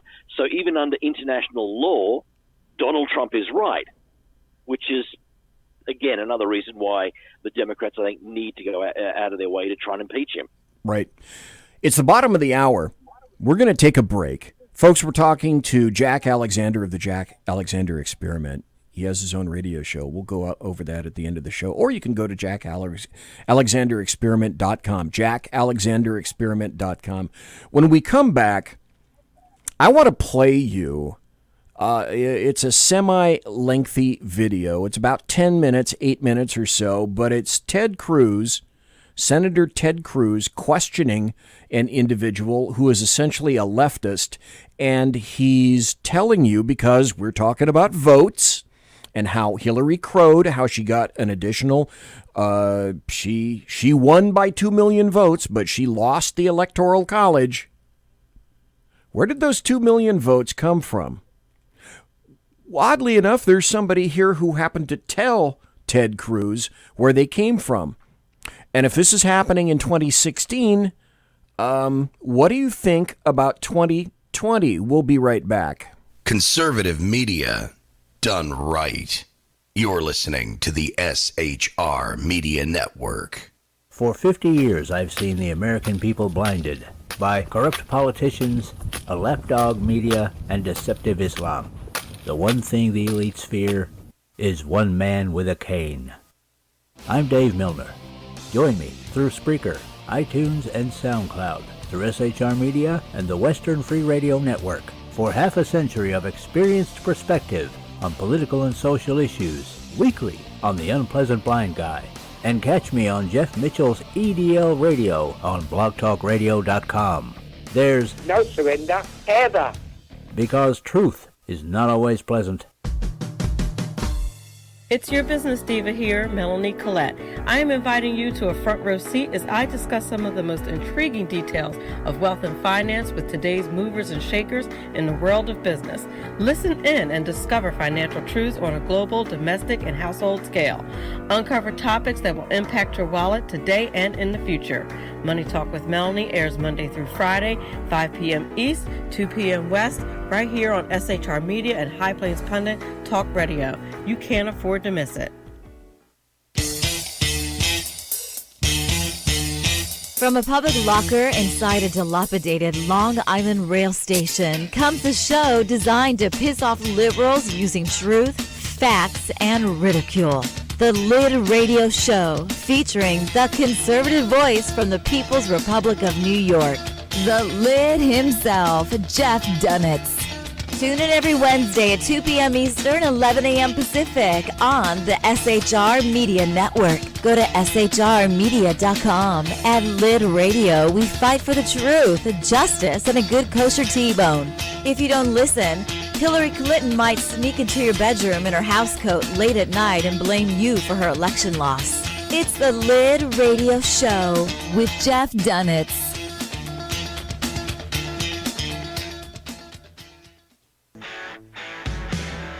Hey girls, Carry Girl Gear is here. More and more women every day are concealed carrying, participating in competitive shooting, and getting firearms training. It's not a boys' club anymore, and we don't have to shop in their stores anymore either. Finally, a cool and unique clothing line just for women. Dope tees and hats for the patriotic concealed carry and 2A girl. So what are you waiting for? Go check out carrygirlgear.com today. Broadcasting behind enemy lines in occupied California, a mere 2 miles from the state capital, the bloviating Zeppelin's Berserk Bobcat Saloon radio show can be heard every Tuesday and Thursday night at 8 p.m. Pacific and 11 p.m. Eastern, only on the SHR Media Network. Go to shrmedia.com to listen. You can also watch on the SHR Media Facebook page and the SHR Media YouTube channel. No goldfish were abused in the making of this ad.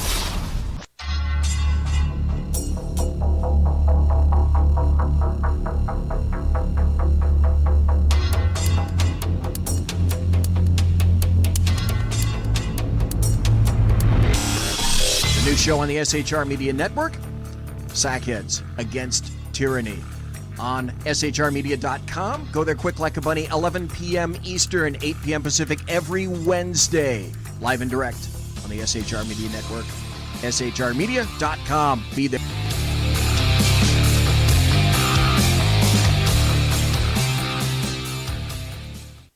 Hey, this is Michael Wright. And I'm Shannon Wright. Join us for The Right Way with Shannon and Mike, Monday through Thursday from 7 to 9 a.m. right here on SHR Media. Why are they joining us? For fun things like sports, politics. Oh, maybe some news and entertainment? And all kinds of other things. Money and recipes and events, all kinds of stuff. Yeah, so join us Monday through Thursday, 7 to 9 a.m. here on shrmedia.com. Conservative media done right. You're listening to the SHR Media Network. Well, here we go. We're in the final 25. My God, the final 25 minutes of the show already. Holy crap, where does the time go? Again, this is why I have one of the best chat rooms in the entire universe. I mean every bit of the universe. I mean, even the planet Zephron is jealous over my chat room because Mamba, and welcome Mamba, just made a referral to a tweet by Pamela Geller. Pamela Geller just said the Judiciary Committee passes impeachment rules to expand the scope of inquiry. She writes, "This is war on America. 3 years in, and the party of treason is still trying to overthrow the will of the people." Absolutely correct. We have Jack Alexander on. I'm going to play it's about an 8 to 10 minute cut. It's Senator Cruz talking to somebody who's actually a leftist, but they're a logical thinking leftist, about Google and about censorship and about Google's bias. And as we're playing this, Jack Alexander, if there's some kind of a point that you want to make about this, just tell me and I'll stop it and you can make your point. So I may stop it. You can say you want to stop and make some kind of a comment. So just let me know when you want to stop this and we'll discuss this. As my college instructors used to say, discuss and then write in your blue book. Let's do it. Might help if I turn the... There we go. Your story and your daughter's story. Here we go. And I will say I very much agree with you that you ought to be able to sue the heck out of Google and YouTube. Yep. And if anybody else other than big tech did what they have done to you, if any other citizen delivered a VHS tape of the murder of your daughter to you and your neighbors, you would have a common law tort for intentional infliction of emotional distress, and you could recover very significant damages. There is one group in the United States that is allowed to do what it's doing to you, and that is big tech, because Congress has given them a special subsidy, an immunity from liability, so they don't bear the consequences of their actions. I imagine that. And I think this hearing has underscored the need for Congress to revisit that. And I hope you will do so, sir. As do I. Mr. Prager, you described YouTube restricting various videos, I guess a total of, I believe it is 56 videos produced by Prager University on topics like the Ten Commandments. Another topic, as I understand it, that was restricted was one in which noted liberal, Professor Alan Dershowitz, who was a professor of mine in law school, did a video for you, a historical account of Israel's founding. And as I understand it, YouTube restricted that video as well.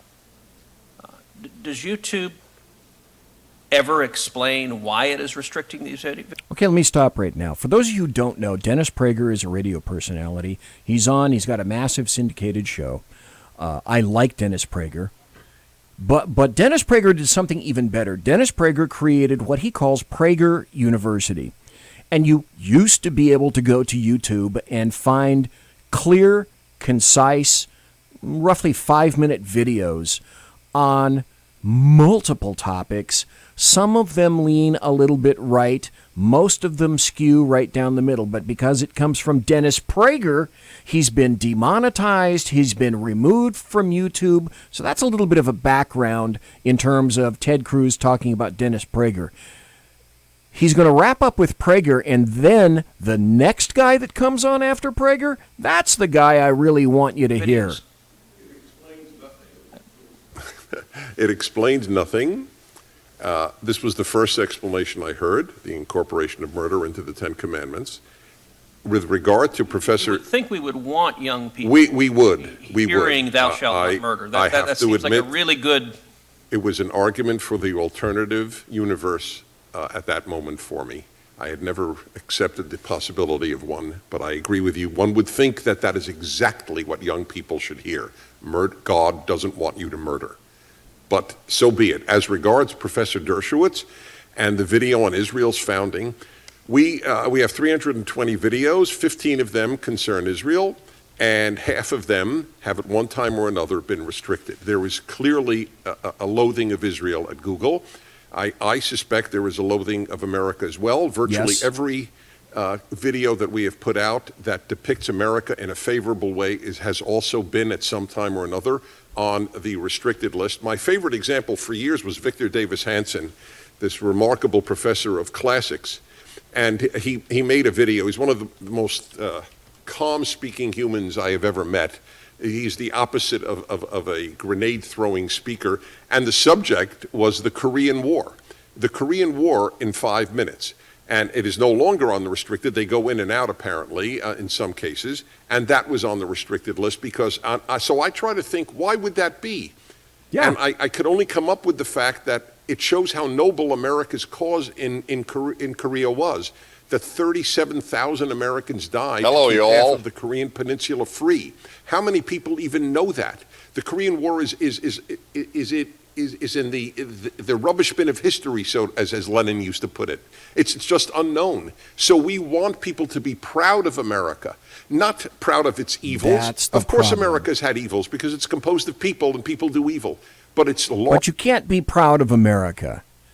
You can't support America. Not according to leftists. Largely been extraordinarily good, and they don't want us to depict that. And Mr. Prager, could you describe what the effect is when a video is placed on the restricted list? We heard the representative from Google say, "Oh, it's no big deal. It's just 2%. Right. You should be just fine with it." What is the effect of Google arbitrarily? Well, as I explained earlier, it can't be seen by vast numbers of parents have filters, totally understandably, given how much junk is on the internet. So this is what's so very important. It not only hurts us in that family can't see that video. It hurts us because then it is a statement by Google that Prager University produces videos on the moral level of pornography. Right. I mean, that's and there's no appeal. There's no remedy when Google exercises arbitrary power. We have actually spoken to representatives of theirs that after they say algorithm, if we actually get someone on the phone, we have had humans review it at Google and keep it up. Why? That's community standards. Your video violated community standards. Well, how exactly does the founding of... Yeah, by the way, for anybody who's been censored from Google or YouTube, blah, blah, blah, blah, blah. Jack, have you been cut off at the knees by Twitter or Facebook or anybody? I've had a couple of videos pulled down, but what I'm dealing with the most is copyright claims. And they're completely bogus. I mean, almost every other day I have to go into YouTube and challenge because someone out there is trying to claim that I'm using a copyright claim against me for using my voice on my show without their permission. I mean, the copyright strike thing on YouTube, anyone, it's like the way the red flag laws will be abused. They don't like what I'm saying. Oh, we'll just put a copyright strike on it. Rather than taking it down, it means that any possible monetization that I would get goes into their pocket. See, the first stage with all of this, with these copyright claims is, well, we'll just take their monetization so we get paid. And for the artists who have, their music videos and stuff repeatedly uploaded and so on, yeah, that's fine.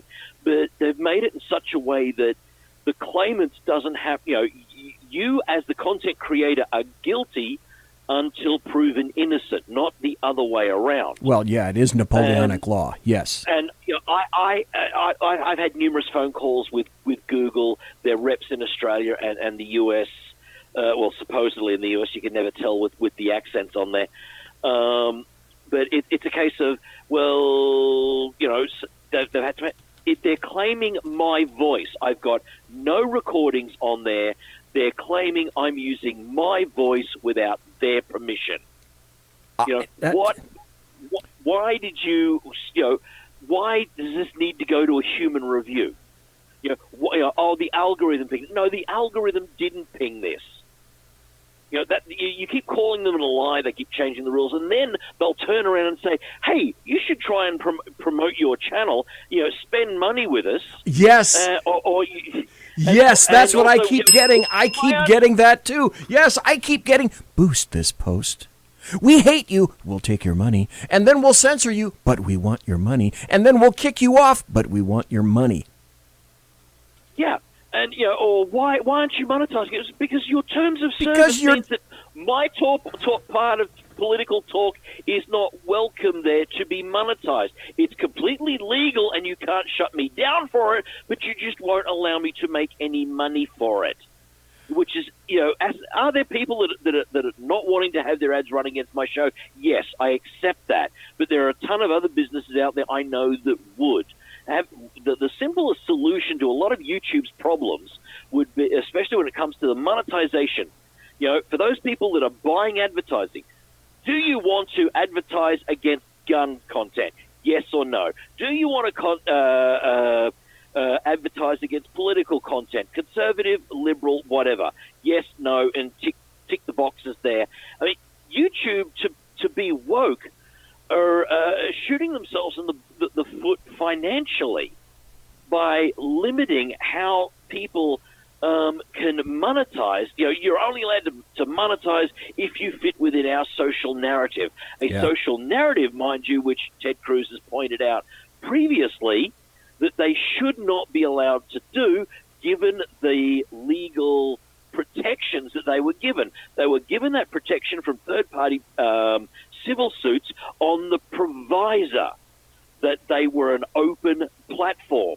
Yes, that provided the posts. Yes, that the posts were legal, so no porn, that snuff, people being killed and stuff. Yeah, no, on there. No advocacy of killing, blah blah blah.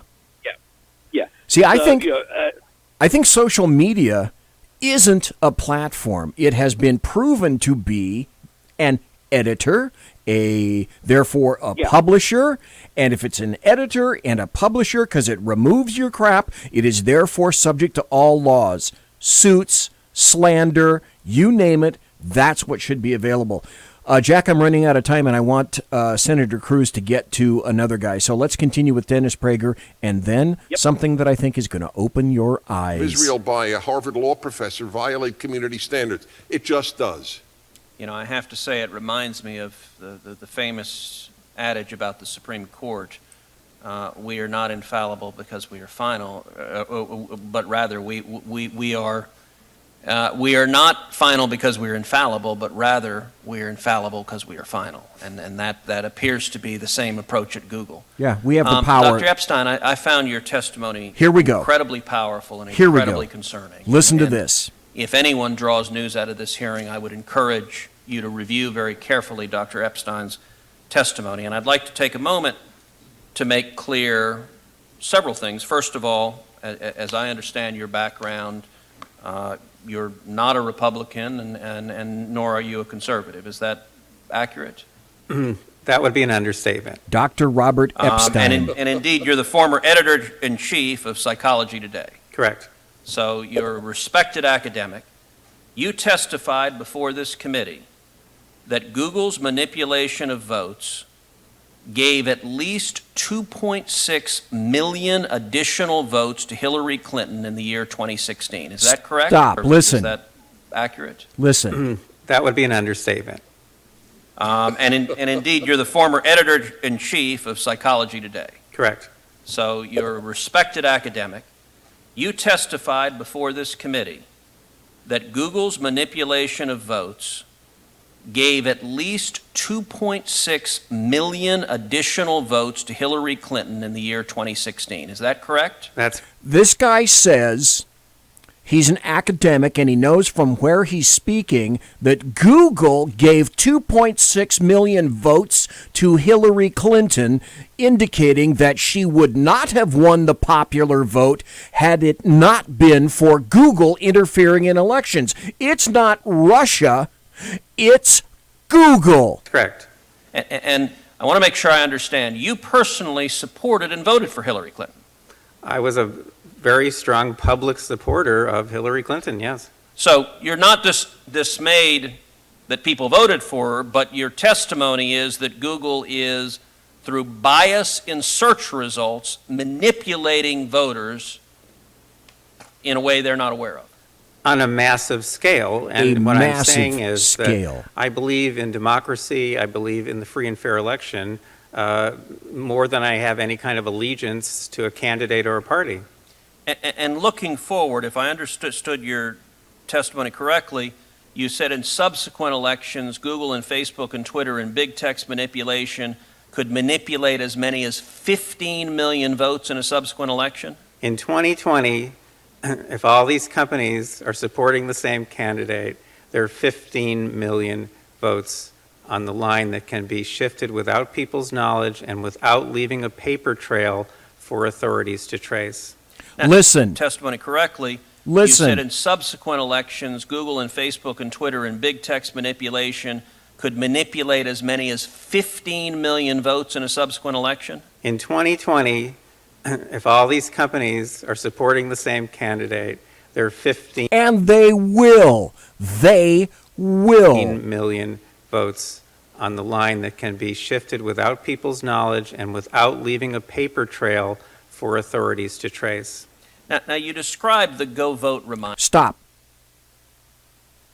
Digest that, folks. Digest that on top that. of the 3.2 million illegals that voted. I Yes. mean, there's no way that Hillary won the popular vote, any way, shape, or form, considering what she got almost exactly the same number in the popular vote as the number of illegals that voted. So, here's even more numbers to show that, more proof on why they hate Trump so much, that with, so much rigging against the democratic system, they still couldn't even get Hillary across the line. That's how poor a candidate she was. And as you indicate, Jack Alexander, with all this rampant corruption and cheating, they still could not install the anointed one who should have been there, going back to my original predicated statement of Democrats have not moved one day. They are still back in November 8th of 2016, and that's why they're still pushing for impeachment. But listen, folks, to what this guy said. 2 million votes in 2016, plus, as Jack just said, 2 million votes from illegals, and she still couldn't get the election. Plus, I suspect, and I throw this in, you could easily have, due to motor voter and other incidentals, here in California, spelled with a K, another 2 million votes given to Hillary Clinton. That said, here's a guy saying in 2020, potentially, if Google and YouTube and Amazon and all those guys go behind the Democrat, which they will. Now, prove, as he says, prove that they didn't nudge in every algorithmic way possible 15 damn million votes. Prove it. And you said it wasn't a public service announcement, but rather manipulation. Can you explain how? I'm not sure everyone followed the details of that. Well, sure. If on Election Day in 2016, if Mark Zuckerberg, for example, had chosen to send out a go vote reminder, say just to Democrats, and no one would have known if he had done this, that would have given that day an additional at least 450,000 votes to Democrats. And we know this without doubt because of Facebook's own published data. Thank you. Because they did an experiment that they didn't tell anyone about during the 2010 election. They published it in 2012. It had 60 million Facebook users involved. They sent out a go vote reminder, and they got something like 360,000 more people to get off their sofas and go vote who otherwise would have stayed home. The point is, I don't think that Mr. Zuckerberg sent out that reminder in 2016. I think he was overconfident. Okay, stop. Do you think he's going to do that in 2020, Jack Alexander? Oh, hell yes. Oh, hell yes. As I said, they need to undermine the strength that Donald Trump has brought back to this country.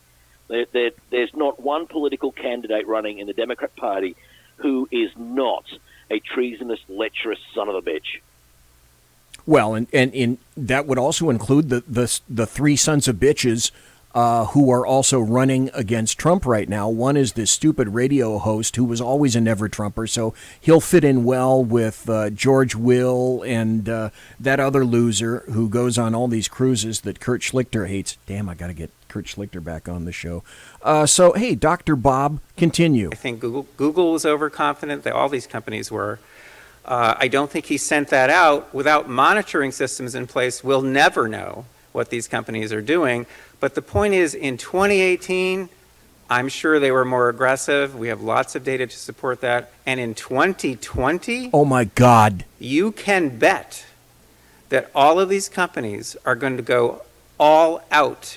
And the methods that they're using are invisible. They're subliminal. They're more powerful than most any effects I've ever seen in the behavioral sciences, and I've been in the behavioral sciences for almost 40 years. Listen. I think he sent that out. Without monitoring systems in place, we'll never know what these companies are doing.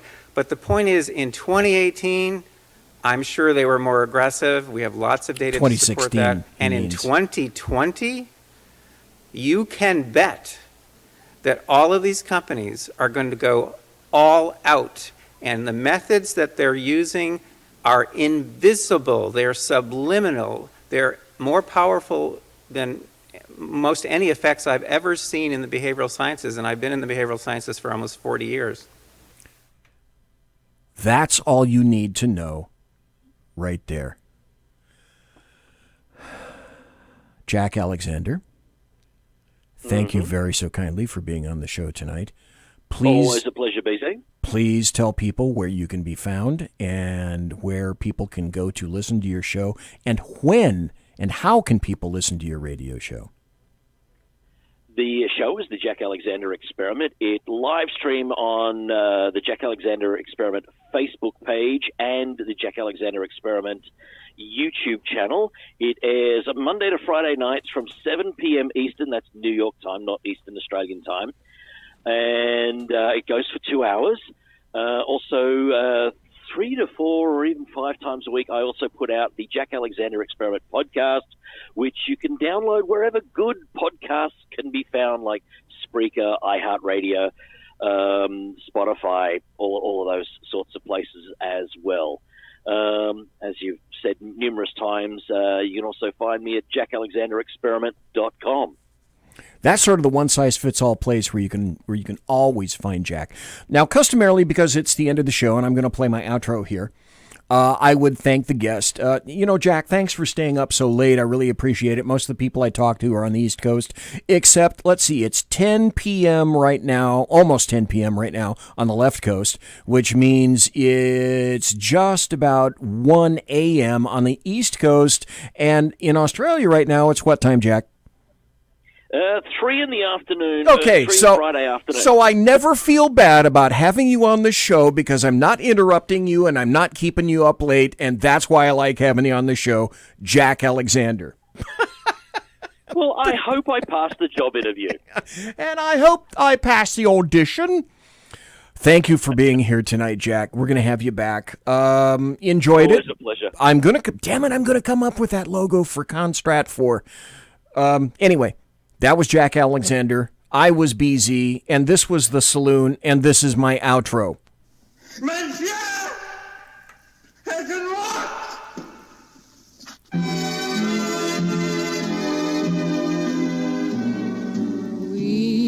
Ladies and gentlemen, boys and girls, children of all ages, thanks for listening to the Bloviating Zeppelin's Berserk Bobcat Saloon radio show, live and direct right here on the SHR Media Network. If you want to contact me, you can find me on Twitter at bzep, at BZEP. My blog at bloviatingzeppelin.net.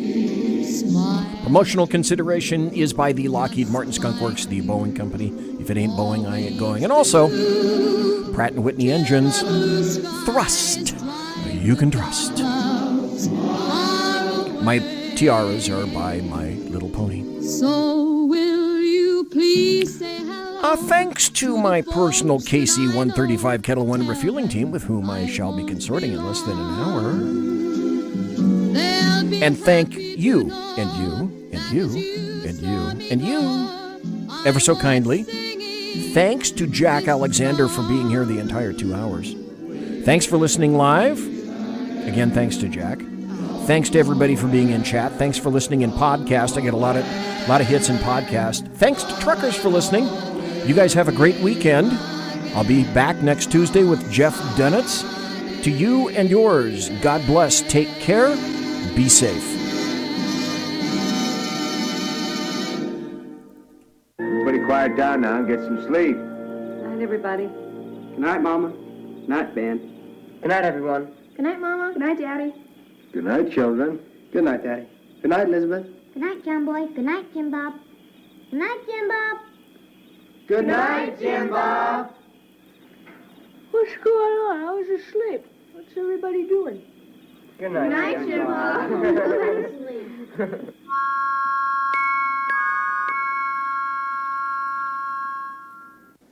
Good night, and good luck.